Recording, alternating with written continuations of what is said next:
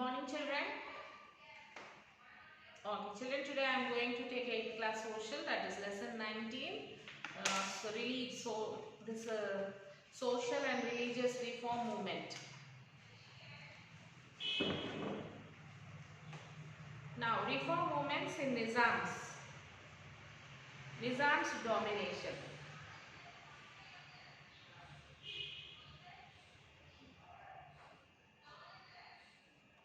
Nizam dominance, despite being princely state under the British paramountcy, was influenced by the ongoing reform movements in the country. Social reformers like Mohib Hussain started a journal Mulim-i-Niswan for writing on women's issue. He advocated educations for women and took stand against the Parda system. So he was concerned about Parda that was confined to royal household, earlier was spreading to Muslim of lower orders. His couplets were full of reformist fervor and criticism of traditions. Our nation is most conservative and adamant in nature. It adheres to the oldest customs and habits. Further advocated Sufi tradition of unity. O Mohib, those people who work for this unity between Hindus and Muslims are more dangerous than the deadly snakes. You would have noticed in the above description that most of the people who fought for the rights of women were men. So we should notice that most of the people who fought against these reforms and they fought for the rights of the women are men. At that time, very few women were educated and were not in a position to participate in public activities. Because at that moment, very few women were educated and they are not supposed to participate in public activities. We shall now read about some outstanding courageous women who fought for the rights of women in such conditions. Women reformers. Savitri Bai Jyotirao Phole in 1831 to 1897. Savitri Bai Phole along with her husband Jyotiba Phole played an important role in improving women's condition in Maharashtra. So Jyotiba set up a school for girls of untouchable caste in 1848 in Pune. So he trained Savitri Bai to become the first woman teacher. So Savitri Bai's husband, that is Jyotiba Phole, he has started a school in the year 1848, the school for girls of untouchable caste, and she was trained. She was the first woman teacher. So who is the first woman teacher, children? That is Savitri Bai. Despite facing severe oppositions for educating lower caste girls, Savitri Bai continued to teach. After the death of Jyotirao Phole, Savitri Bai took over the responsibility of Satya Sodak Samaj. So after his husband's death, Jyotirao Phole died. After the death of Jyotirao Phole, Savitri Bai took over the responsibility of Satya Sodak Samaj. She presided over meetings and guided workers. Savitri Bai worked relentlessly for the victims of flu and organized camps for poor children. It is said that she used to feed 2,000 children every day during the epidemic. Okay, then Pandita Rambai Saraswati, 1858 to 1922. Rambai was born in Maharashtra and her father educated her.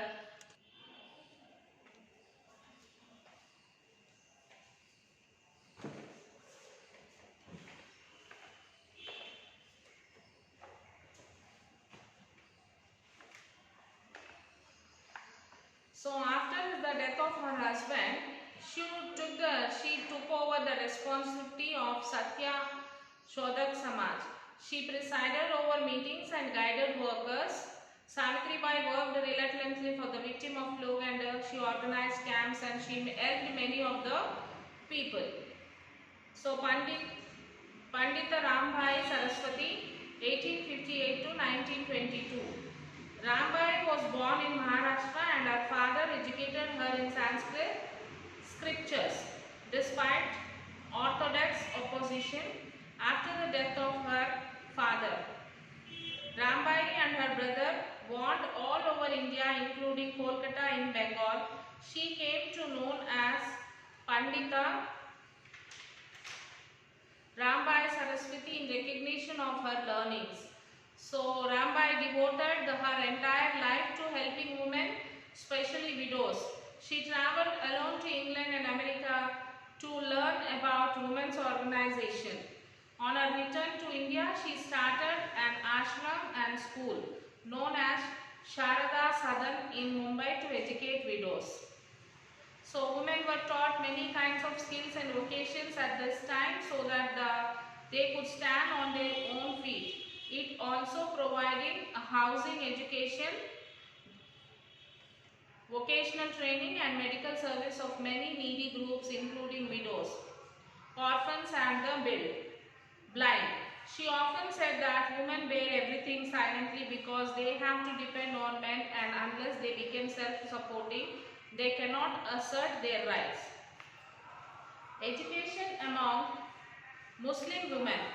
From the early 20th century, Muslim women like the Begums of Bhopal played a notable role in promoting educating among women.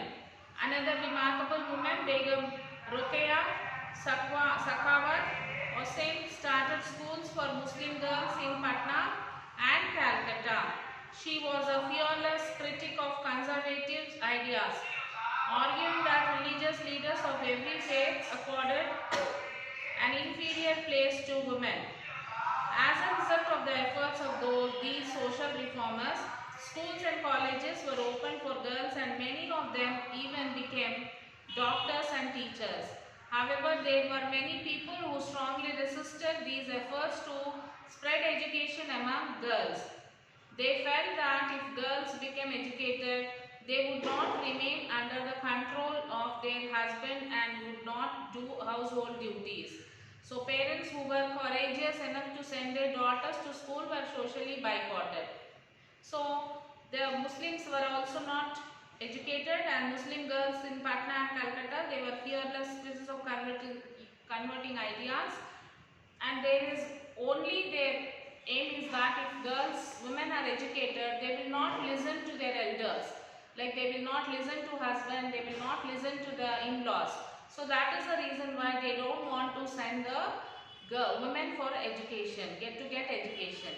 And whoever, if at all, if any parent are very courageous and they wanted to send their daughter for higher education, those parents were boycotted. Nevertheless, many families began opting for social change, and slowly girls began to study in schools and colleges. So like this it was continuing, but slowly what happened? The girls have started going to school, studying in school and in colleges. Social reforms, caste system. You have read about caste discrimination in the previous classes. The upper caste like Brahmins and Kshatriyas treated the laboring groups at the bottom of the society as Shudras or untouchables. They were not allowed to enter temples. So the Shudras and untouchables, they have treated these laboring groups at the bottom of the society. They were not allowed to enter the temples. The lower class caste people, they were not allowed to enter the temples, draw water from the wells used up by the upper caste. So the wells and all which is used by the upper caste, these lower class caste people are not allowed to take water from the wells also. They were seen as inferior human beings whose only work was serving the upper caste. Rulers of those times enforced such caste discrimination by punishing those who did not follow the caste norms. This began to change with the establishment of British rule in India. So the British courts implemented the same laws for all. The Christian missionaries and the government opened schools where admissions was given to all children irrespective of their caste background. The missionaries were particularly active in educating the children of lower caste who had till then been deprived of all education. So government service, especially in the army, was now open to all, even people from caste considered as low or untouchable. Many moved to the new emerging towns to find new kinds of employment. All these brought about changes in the position of the lower caste, who began to question and caste-based discrimination. Let us see how this happened and who were the people who led these movements for equality and ending the caste system. Jyotiba Phule 1827 to 1890 and Satya Shodak Samaj. Jyotiba Phule was born in Maharashtra and studied in schools set up by Christian missionaries. So Jyotiba Phule was born in Maharashtra and studied in the schools which was set up by the Christian missionaries. The turning point of Jyotiba's life was when he joined the marriage procession of his Brahmin friend and was insulted by the family members. So the turning point of Jyotiba's life was when he went to attend one of his friend's marriage, and that is a Brahmin friend. And when he went to attend that marriage, he was insulted by his friend's family members. On growing up, he developed his own ideas and about discrimination in caste-based society, and he set out to attack the claim of Brahmins that were superior to others.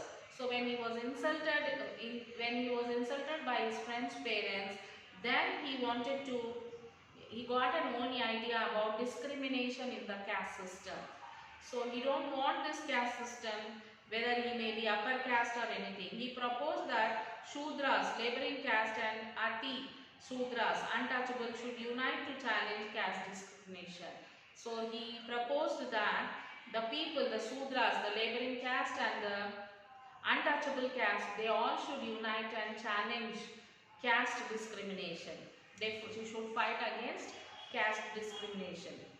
Jyotiba Phule founded Satya Shodak Samaj to build a new society based on truth and equality. He and his wife Savitribai Phule started a school for girls of the Mahar and Mang caste. So along with his wife, he started a school for this lower class and untouchables. That is the caste girls of the Mahar and Mang castes, which were considered untouchables. They had to face the opposition of their closest relatives also. Phule wrote several books like Gulambgiri, Attacking Caste System, which he equated with slavery. Phule and Satya Shodak Samaj campaigned for special schools, colleges and hostels for the children of low caste, where the teachers too would be from the low caste. They conducted competition in essay writing, debates and public speaking so that they could gain confidence and self-respect. They called upon the low caste to conduct marriage and death ceremonies without the Brahmins. So they asked the teachers, the teachers are also of the low caste, and they wanted to perform the marriages, ceremonies without the Brahmins. They learned everything. So Narayana Guru 1856 to 1928. Narayana Guru was a religious leader who preached the idea of one jati, one God and one religion for all. So Narayana Guru, he was a religious leader. He preached the idea of there is only one Guru, one religion, one God. His father was an Ayurveda doctor and ran a school for children in which Narayana also studied. Okay, Narayana Guru called upon the Izhava community to give up several aspects of their low caste status like making liquor and animal sacrifice. He set up temples where no caste discrimination would be practiced and very simple rituals would be followed without Brahmin priest. So they practiced that all the Like for example, if any rituals are there, any marriage is there, they are in the position to perform this without Brahmin priest. He also said that building schools for children was more important than building temples. So building schools are more important than building the temples. Soon his followers increased to include people of other castes who were influenced by scholarship and spirituality. Narayana Guru actively criticized caste system and called for an end to all forms of caste discrimination. Then about Dr. B.R. Ambedkar, 1891 to 1956. Ambedkar was born in Maharashtra. His father, who was employed in an army, encouraged his children to go to school. So Ambedkar was born in Maharashtra and his father was an army employee and he encouraged his children to go to school. As a child, Ambedkar experienced what caste prejudice meant in everyday life. In school, Ambedkar and other untouchable children were segregated and given little attention and assistance by the teachers. So in the school, the children, the lower class children, untouchable children are segregated, means separated, and separated by the teachers. They were not allowed to sit inside the class. The untouchable children are not allowed to sit in the class. They were not allowed to sit inside the class even if they needed to drink water. Even if they need to drink water also, they are not allowed to sit inside the classrooms. Somebody from a higher caste would have to pour it from a highest height, as they were not allowed to touch either the water or the vessel that contained it. Even if untouchable child, if he is feeling thirsty, is not allowed to go and take the water and drink. Higher caste student will come and take the water and pour to them, so that they should not touch the vessel, they should not touch the pot. Okay. Overcoming numerous social and financial obstacles, Ambedkar became one of the first Dalits to obtain college education in India. So he went to America and England for higher studies. On his return to India, he practiced as a lawyer and teacher. So he is the one who went to the higher studies in America and England. After returning from there, he practiced as a lawyer and a teacher.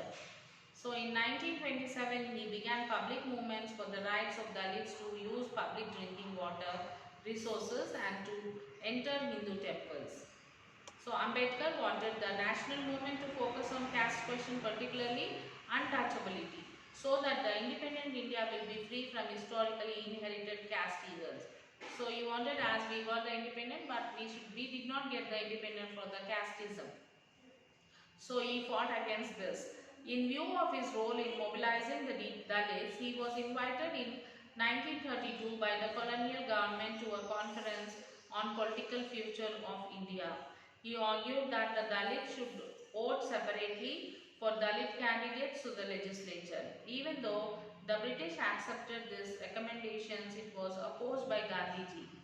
Finally, an agreement was reached that there would be some seats reserved for Dalits to which all could vote. He founded an independent Labour Party to represent the interest of the Dalits.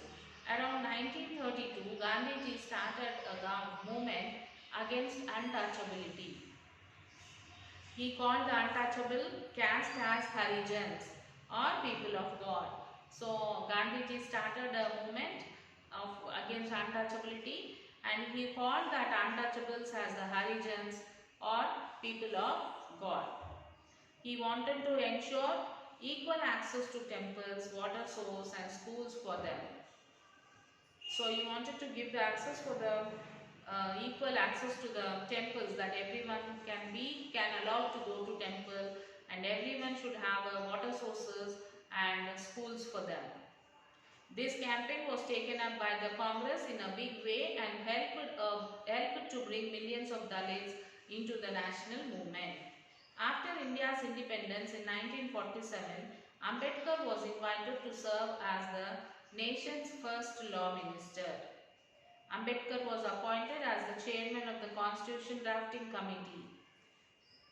nominated by the Constituent Assembly to write India's new constitution. The text prepared by Ambedkar provided constitutional guarantees and protection for a wide range of civil liberties for individual citizens, including freedom of religion and abolition of untouchability and the outlawing of all forms of discrimination. So Ambedkar argued for extensive economic and social rights for women. He also won the Constituent Assembly's support for introducing a system of reservation of jobs in the civil service, schools and colleges for members of scheduled caste and scheduled tribes. Towards the end of his life, he converted to Buddhism. And next is Bhagya Reddy Verma, 1888 to 1939. Several Dalit leaders of Telangana like Bhagya Reddy Verma, his original name was Maderi Bhagaya, worked tirelessly to make the Dalit people aware of their plight and fight for their rights. They were of the view that the Dalits were the original inhabitants of the land and has been subjected by force by Aryan upper caste. They called upon Dalits to call themselves as Adi Hindus. So they called upon the Harijans and they told them to call themselves as Adi Hindus. His basic aim was to become part of Hindu society rather than to remain outside of it. In 1906, Bhagya Reddy started Jagan Mitra Mandali to spread awareness among Dalits by using popular folk arts. However, he invoked a Hindu Quranic tradition to eradicate caste. They set up schools and also pursued the Nizam to allocate special funds for the education of Dalits. They also led successful agitations against the practice of dedicating girls, especially Dalit girls as Devadasi or Joginis, to temples and forcing them into prostitution. So this against the practice of dedicating girls. So in those days, girls used to dedicate to the temples. Okay, they have to become the Jogini Devadasis, or they have to become Joginis to temples and forcing them into the prostitution. As a part of their campaign to fight the Hindu caste system, they took keen interest in the teaching of Buddha and promoted the adoption of Buddhism by Dalits. So Arigai Ramaswamy was an important Dalit leader in Hyderabad state. He was a follower of Achala Siddhanta and Brahma Samaj, and then he founded Sunikha Bala Samajana and carried out social reform activities among the Dalits in Secunderabad. So he also founded Adi Hindu Jyoti Annatha Sabha. He was for Dalits to abandon drinking of liquor to get respect in the society on par with others. He also took up eradication of the Jogini system and preached against animal sacrifice and child marriages. So women and Dalits in freedom movement. Gandhiji encouraged women to participate in the non-cooperation movement and the satyagrahas. So Gandhiji encouraged all the women to participate in the non-cooperation movements and in satyagrahas. His success in enlisting women in his campaigns, including the Salt Satyagraha, anti-untouchability campaign and the peace movement, gave many women a new self-confidence and dignity in the mainstream of Indian public life. Women joined the national movement in large numbers. They hoped that they would enjoy equal rights with men when India became independent. So Ishwari Bai, Hyderabad was no less in women participation in political movements. Ishwari Bai is one among them. Ishwari Bai transformed as Dalit politician and became a champion of SC/STs. She was an ardent follower of Dr. B.R. Ambedkar. She served as a national president of Republican Party of India. She was elected councillor of the Secunderabad Municipal Corporation in 1950. She established a vocational work center for women in 1950 and trained a number of women in tailoring, spinning, knitting and other crafts. She constructed a school at Chintabai, Chilkalaguda in Secunderabad with her own funds and donated it to the government. She constructed a school in Chintabai, Chilkalaguda, and she donated that school to the government. She also served as Secretary of Indian Conference of Social Welfare, that is ICSW, and member of the Indian Red Cross Society. As a chairperson of the Women and Child Welfare Committee, she was instrumental in bringing legislation for free education of girl students up to higher education. She used to fight against all social evils, atrocities, injustice against Dalits and women. Land distribution for the landless poor during her tenure as MLA. She also fought for separate statehood for Telangana. And next is T.N. Sadalakshmi. T.N. Sadalakshmi was a prominent Dalit political leader and a social activist of Telangana. Okay, she was a member of Arya Samaj and took active part in the social reform movement. She is a member of the Arya Sabha and she also took active participation in the the movements like Arya Samaj, in the social reform movement. She was elected to the Legislative Assembly and worked as a minister and deputy speaker. Then Sadalakshmi worked for the educational and economic upliftment of Dalit communities along with Arige Ramaswamy. She was a pioneer leader of the Dalit empowerment in Telangana. She was also vice president of Telangana Praja Samiti. So this was the lesson. This was about the social reform religious movement, children.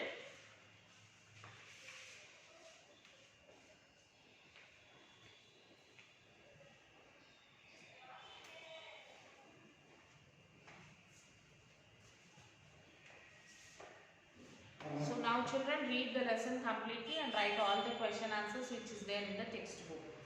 Okay, and after writing, take the photo and send it to the school mail ID. Till then, take care children. Bye.